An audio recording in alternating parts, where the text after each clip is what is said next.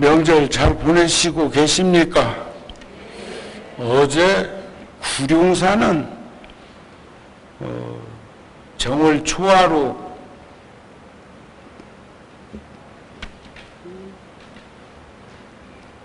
아마 1000명도 더 오신 것 같대요. 그래서 어저께 저는 법문을 생략하고 제사 합동으로 달해제를 올리면서 복돈만 나눠드렸는데 그것도 한 2시간 반 서 있으면서 나눠드리는 것도 그 참 주는 것도 보통 일 아니대요. 보살의 바라밀이라는 게 그렇게 큰 것이로구나 하는 생각을 가졌습니다. 복돈 다 받으셨어요? 받으셨어요? 어저께 못 받으셨어요? 어제 안 왔다 소리구먼. 그 아름다운 삶 그리고 마무리라는 서양 사람의 글에 보니까 삶에서 가장 중요한 것은 내가 갖고 있는 소유물이 아니라 내가 누구인가 하는 것이다. 단지 생활하고 소유하는 것은 장애물이 될 수가 있고 무거운 짐일 수도 있다. 우리가 가지고 있는 것이 아니라 그것으로 우리가 어떤 일을 하느냐가 인생의 진정한 가치를 결정짓는 일이다. 지금 연휴에 많은 분들이 이동을 하고 계시고 또 열애사 불자들도 벌써 고향에 가신 분, 갔다가 벌써 다녀오신 분, 또 가실 분 계실 거라고 생각이 되고 가족 단위로 해외에 나가시는 분도 우리나라에서 100만 명이 넘는다고 그래요. 이번에 그 연휴 기간 동안에 움직이는 분들이 그런 것을 비추어 볼 때 여러분들은 가족과 함께 또 이렇게 부처님 전에 와 계시는 것도 큰 삶의 현장을 보고 있는 것이라고 생각이 들었습니다. 누구나 살면서 실망하는 일을 겪게 되기도 합니다. 그럴 때 그 상실감과 고통과 괴로움 이루 헤아릴 수 없을 것입니다. 해결하지 않은 채 그것을 그대로 묻어두거나 남겨두게 되면 우리네 인생과 건강이 또 아끼는 인간 관계들이 파괴될 수도 있다. 이렇게 걱정하는 분들도 계십니다. 하지만 그 상실감과 상처 안에서 지혜를 찾는다면 여기 지금 부처님 가르침 중에도 보시, 지계, 인요, 정진, 선정, 반야, 방편, 월, 력, 지 이 십바라밀을 통해서 우리들이 수없는 보살 행원이 이루어지고 있는 것들을 알게 된다면 가장 고통스러운 경험에도 불구하고 새로운 의미를 부여할 수 있게 된다는 것이지요. 그렇게만 된다면 자기 자신을 위해서 또 가족들을 위해서 이 사유를 위해서 더 나은 사람이 될 것이다. 그것이 우리가 더 나은 세상을 건설하는 길이다. 그래서 잃어버린 기도의 비밀이라는 글에 보면 우리가 더 나은 세상을 건설하고자 노력하는 것이 보살도 실천이 아니겠느냐 하는 말씀을 전해드릴 수가 있습니다. 우리가 참 살면서 보면 살아온 시간을 되돌아보면 늘 아쉽고 미진하고 부족한 것 투성이입니다. 제가 몇 년 동안 열심히 활동하던 것을 접고 근근히 숨을 쉬는 인생처럼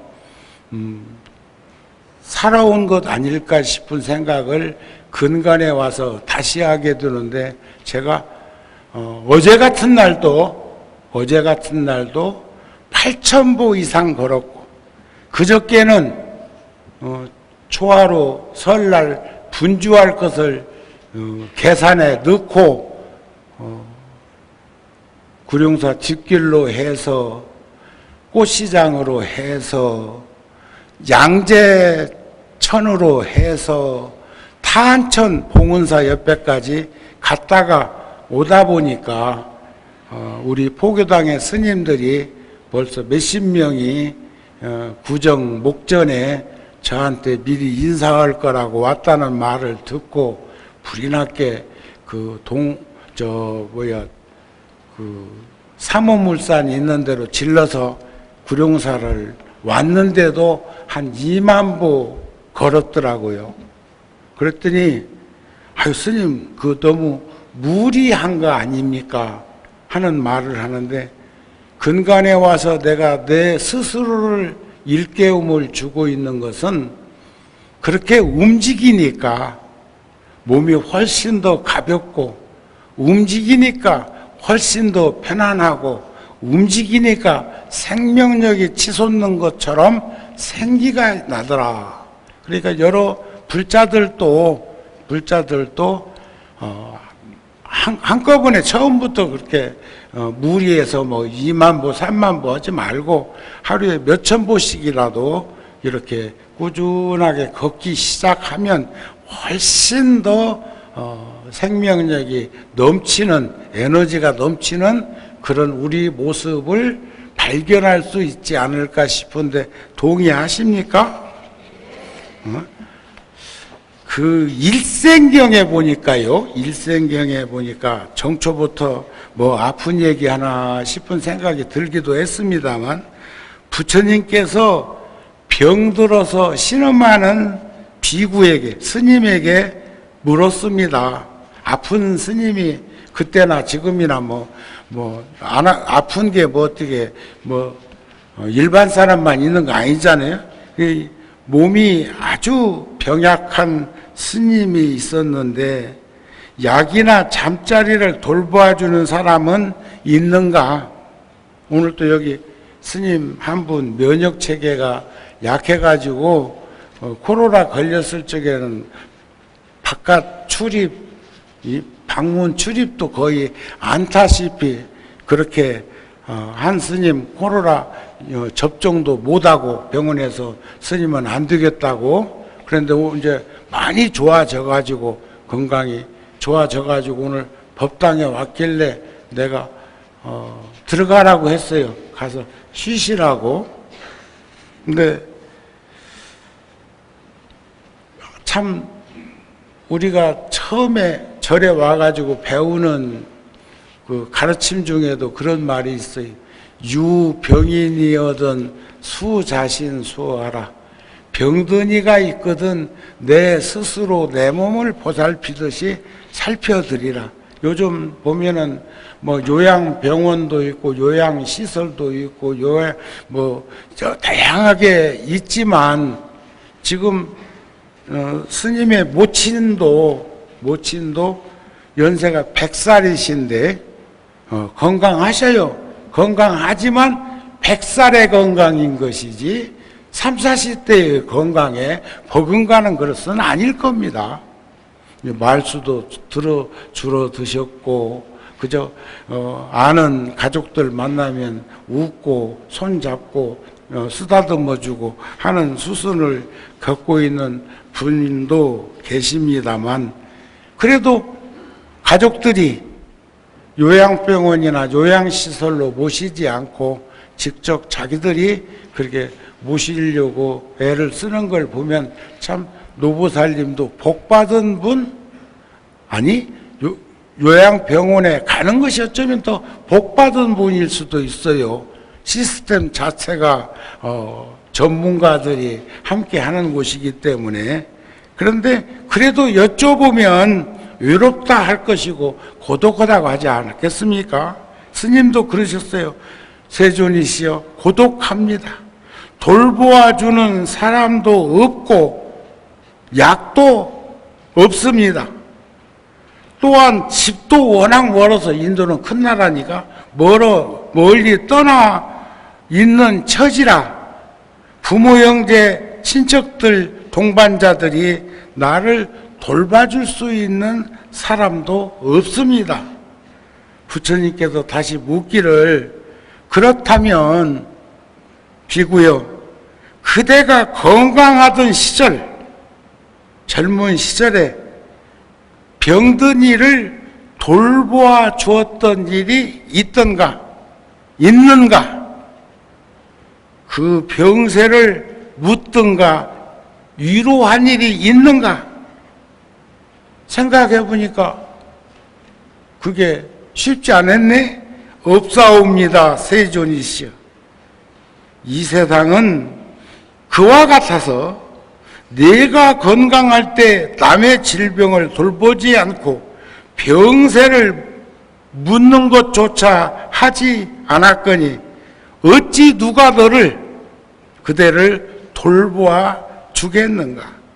선과 악은 대립이 있고 죄와 복에는 과복이 있게 마련이니 은혜는 갔다가 되돌아오는 법에서 생기는 것이고 의로움은 인간관계가 먼 곳에서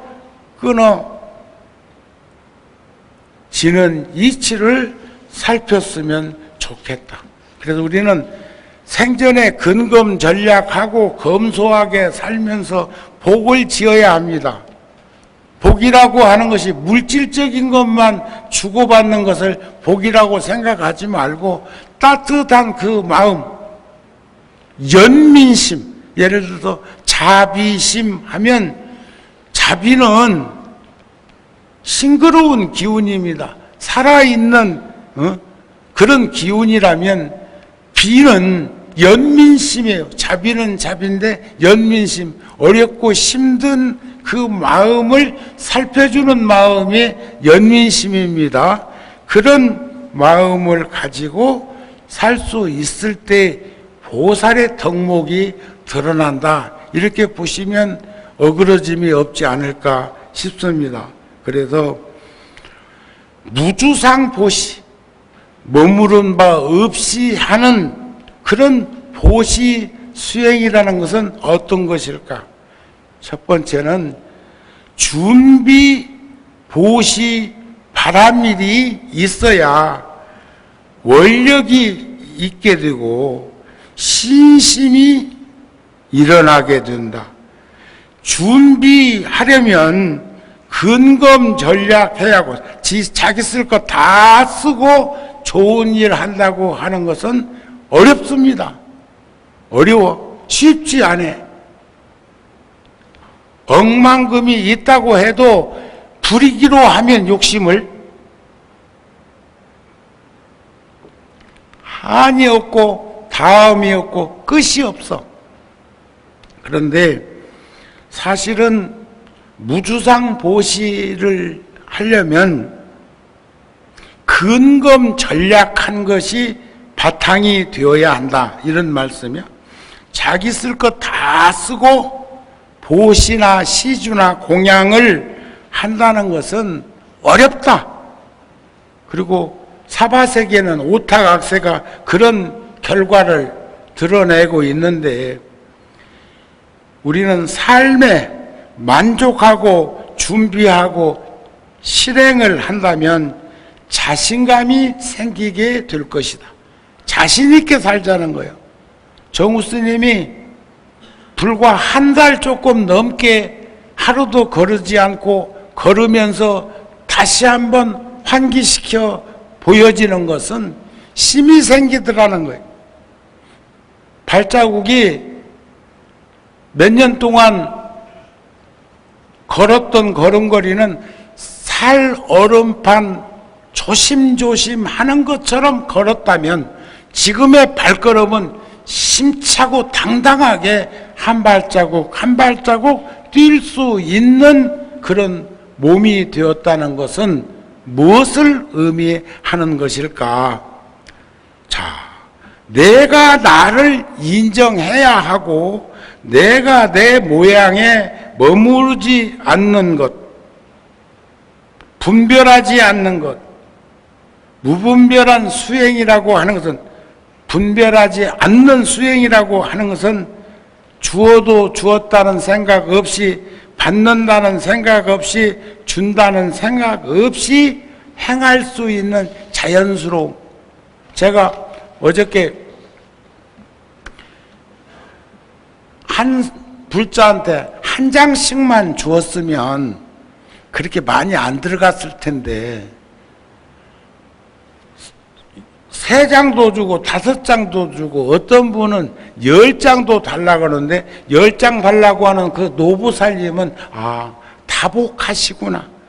그리고 없어서 달라는 게 아니고 뭔가 부처님의 기운과 스님의 입김이 들어가 있는 그 1,000원짜리를 이렇게 가족들, 자손들한테 주고 싶은 그 마음이겠다 싶어서 다 드렸어요. 어저께 다 드리면서 느끼는 것은 제가 6, 7살 먹었을 때 기억입니다.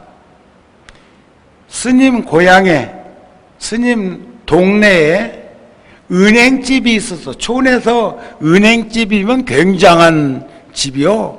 은행에 다니는 가족이 한 사람만 촌에서 있어도 그 집은 그래도 고등교육이라도 배웠고 도시에 진출해서 금융계에 있다는 건 굉장하다는 생각을 어린 나이에도 하지 않았을까, 부러운 생각을 가지지 않았을까 하는데 동네 집집마다 애들이 얼마나 많은지 설날 아침에 50명, 100명이 그 집 앞에 줄 서 있는 걸 보면 내용은 과자 하나에 1원짜리 지폐 한 장이었는데 어린 것들이 그렇게 모인 걸 보면 대단한 방편이다.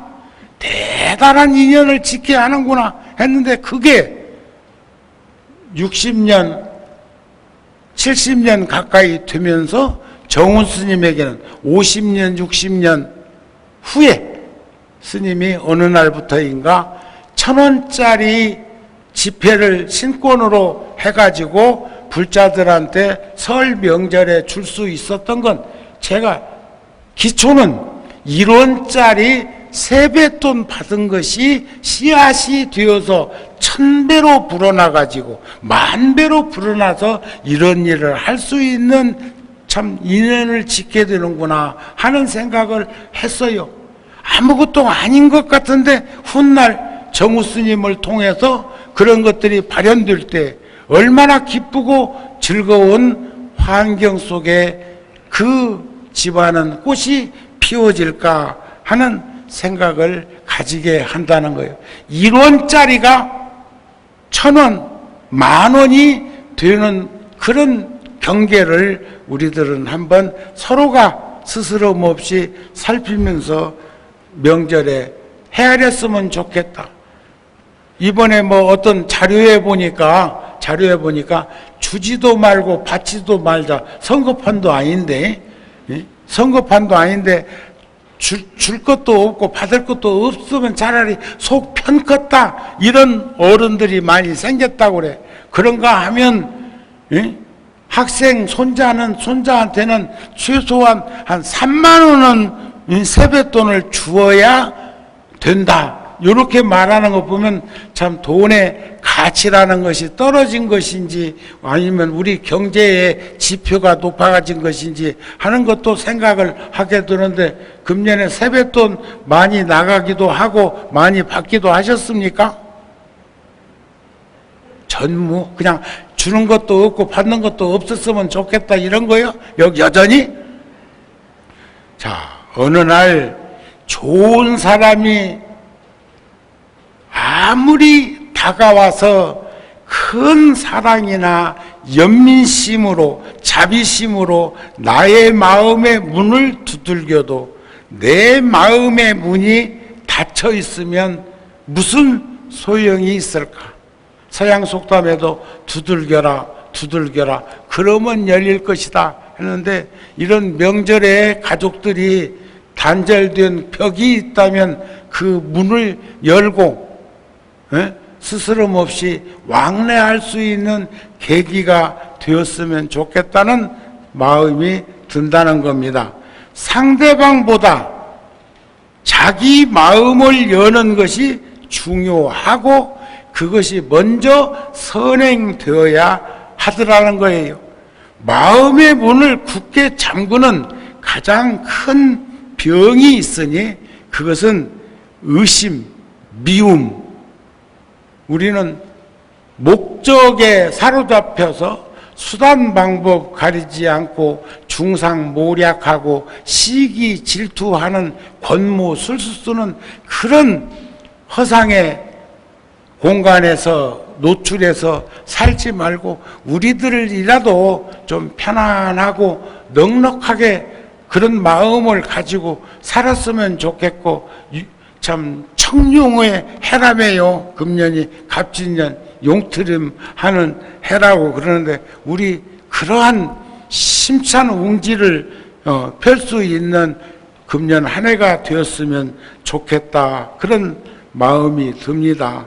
사람과 사람 사이에는 빚어지는 불화의 씨앗이 늘 내재되어 있어. 부처님 경전에 보면 하루는 아주 예쁘고 고운 여인이 그 집을 방문했는데, 그 여인이 그 집에 들어오면 모든 것들이 다 이루어질 수 있는 그런 여인이요. 어떤 집도 그 여인을 거부할 수 있는 집은 없어. 왜냐하면 다 그 집에 오면 꽃이 만발하는 기쁨이 가득 찬 가족으로 바뀔 테니까. 그런데 조금 있으면 바로 험하게 생긴 한 여성이 따라 들어오는데, 그 사람이 오면 집안은 그냥 망하는겨. 그러니까 그 사람을 같이 살자고 할 사람은 아무도 없습니다.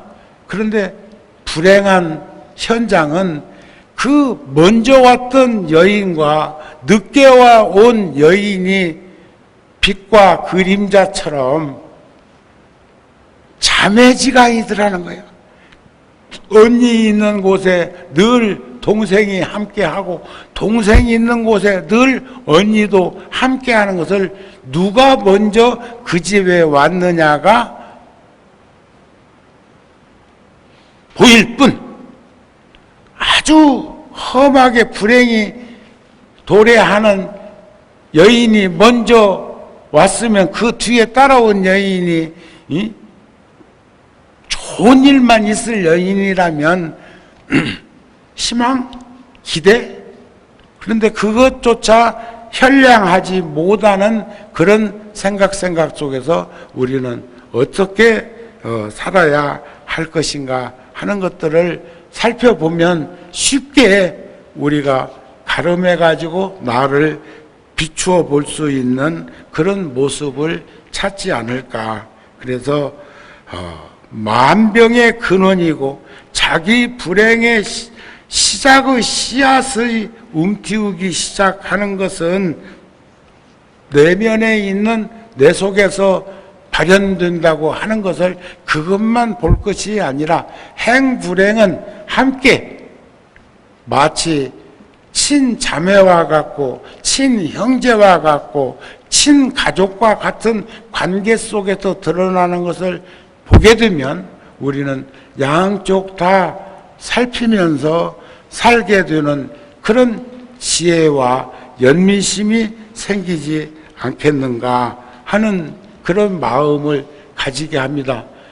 살다 보면 미운 사람도 있고 좋은 사람도 있기 마련이지만 그것을 어떻게 우리가 잘 살피면서 사는 것이 올바른 삶의 기본이 될 것인가를 우리는 헤아려 보면서 살았으면 좋겠습니다. 그래서 모든 불자들이 보살이 이와 같이 모든 바람일다를 청정히 할 때, 그 모든 바람일다를 원만히 할 때와 모든 바람일다를 버리지 아니할 때 크게 장엄한 성문이나 독각이 아닌 보살성의 그런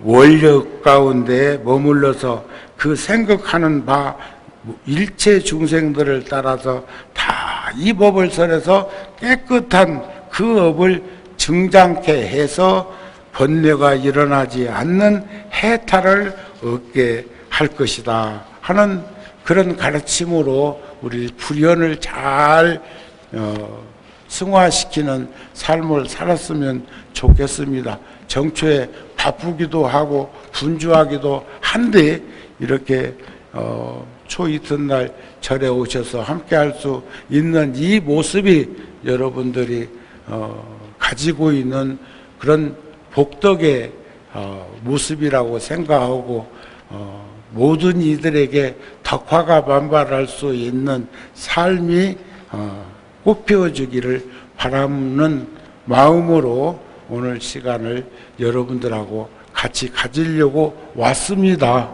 오늘 온 연휴는 여러분들 보고 싶어서 온 겁니다. 부처님도 뵙고 싶고 오늘 법회 마칩니다. 성불하세요.